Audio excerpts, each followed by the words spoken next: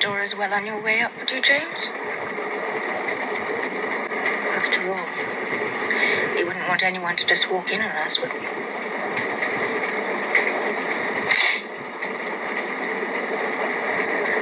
The first time in my life I feel like a complete woman.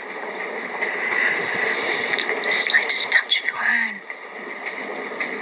I was always so afraid that a part of me would stay with the past. Now I know there's no chance of that any longer. Just to be able to reach out and touch you. Mr. Bond, it's good to see you again.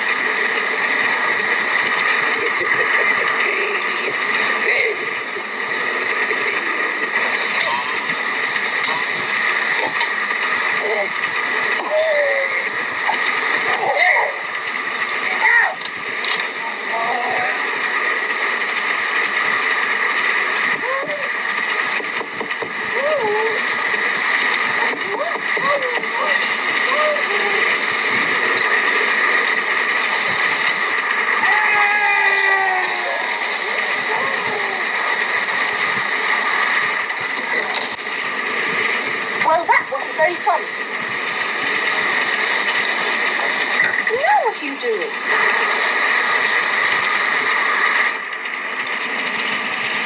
Just being disarming, darling.